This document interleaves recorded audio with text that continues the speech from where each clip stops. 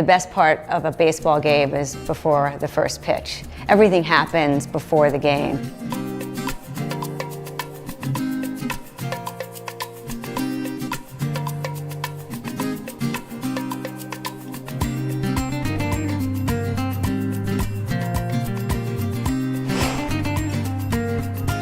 Having a personal relationship with your subject is paramount. It's important not only for capturing a good photo, but for the trust, and they know that you're going to represent them in a great light.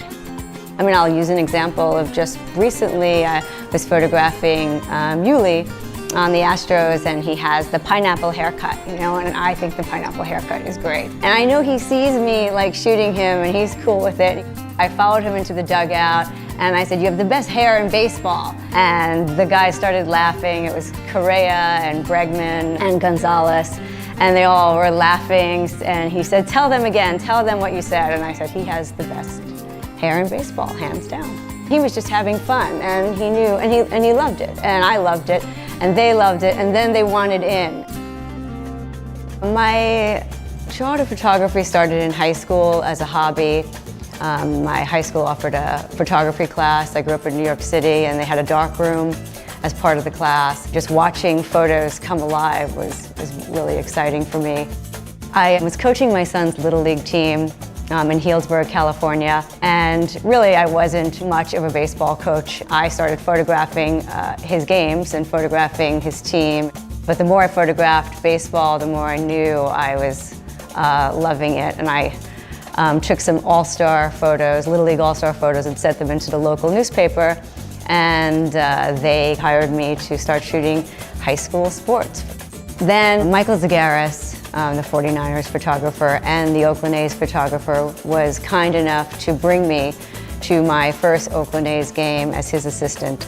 Shooting with Michael Zagaris, shooting with Z-Man really influenced the way I photograph baseball. It's not about the action, it's behind the scenes, and it's connecting with players and crouching down, photographing these players, warming up, getting loose. And who was loose? Well, it was the Latin players.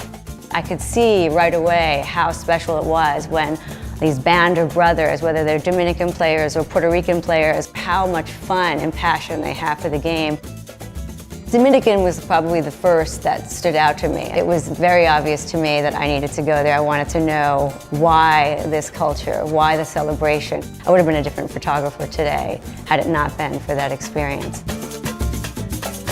From there, traveling around to other ballparks, you start to develop relationships, the players see you, because now I'm traveling and I've shot, in every ballpark. And then I'm going to Winter League, and so these players who are seeing me in Mexico, they've seen me in Puerto Rico, they've seen me in Cuba.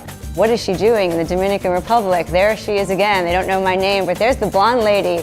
Here she is at Caguas in Puerto Rico.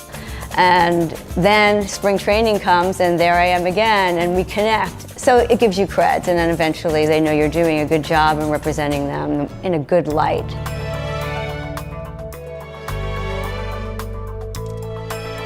Being able to document for the Baseball Hall of Fame was just right up my alley, like showing the culture, showing the behind the scenes. It's a special feeling to see my work there, and it's there now with the last World Series with the Astros. Knowing that people are seeing these photos was an incredible experience.